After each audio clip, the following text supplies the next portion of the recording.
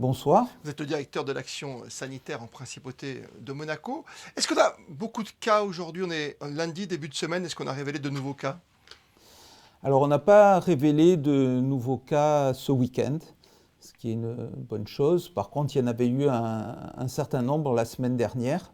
Les structures hospitalières n'ont pas été surexploitées et les lits d'hôpital ne sont pas occupés puisqu'on a actuellement 2 personnes en hospitalisation à cause du Covid. On est loin de toute saturation aujourd'hui. On est loin de la saturation, mais on reste quand même très vigilant. Très bien. La vigilance, c'est le mot d'ordre, avec l'arrivée de gens extérieurs, de touristes qui arrivent de zones orange, rouge parfois. Alors, qui arrive effectivement de zones orange-rouge, c'est pour ça que, notamment au niveau des hôtels, des séjours dans les hôtels, on demande aux personnes de présenter un test PCR négatif. PCR, hein. Oui, PCR.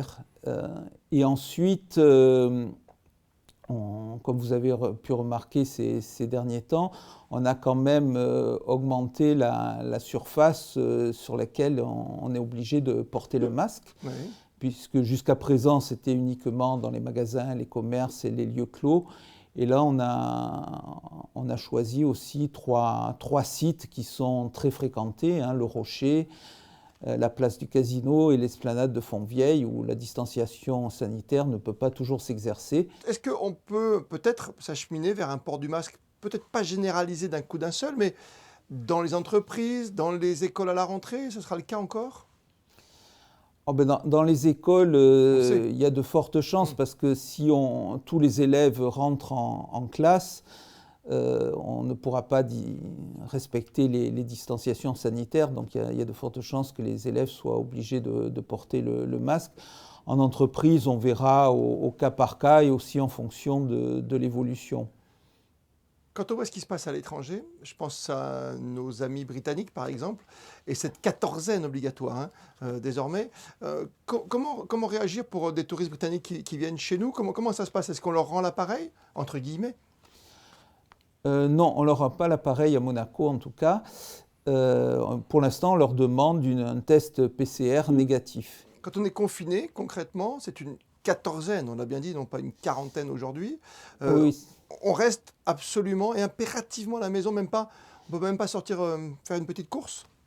Alors normalement, on doit rester impérativement à la maison. D'accord.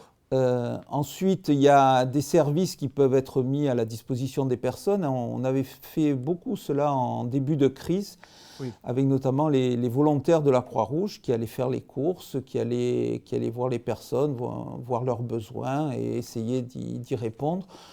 Aujourd'hui, on s'aperçoit qu'avec le temps, les gens se sont organisés entre eux, on va dire en famille, et le plus souvent, ils se font livrer les courses et ils se débrouillent pour assumer les besoins de la vie courante.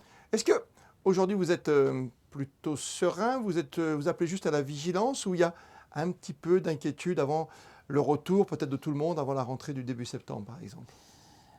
Notre boulot consiste justement à ne pas être trop serein et à bien observer ce qui se passe autour de nous et voir un peu, essayer d'estimer quels seront les besoins. Qu'est-ce qu'on peut faire de plus aujourd'hui pour enrayer cette épidémie de Covid-19? Nous, ce qu'on fait, c'est effectivement être vigilant sur les mouvements de personnes, surveiller les régions à risque et essayer de prévenir les mouvements, notamment en faisant des tests.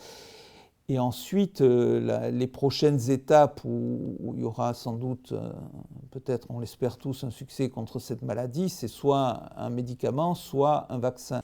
Dernière question qui nous taraude toujours un tout petit peu, c'est quid des autres maladies quand même? Parce qu'on parle évidemment depuis le début de l'année de la pandémie, mais il y a d'autres maladies, il y a des gens qui sont réticents à aller tout simplement dans les hôpitaux ou dans les cliniques pour se faire soigner, se faire contrôler. Je parle des gens qui sont victimes de cancer par exemple.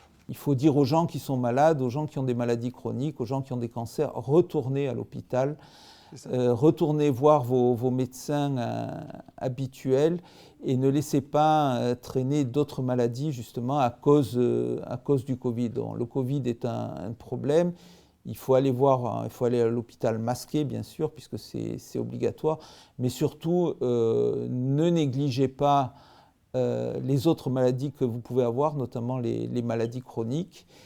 Et cet automne, faites-vous vacciner contre la grippe. N'oubliez pas, c'est ça. Ne pas oublier, ne rien négliger et toujours aussi vigilant dans le port du masque et la distanciation.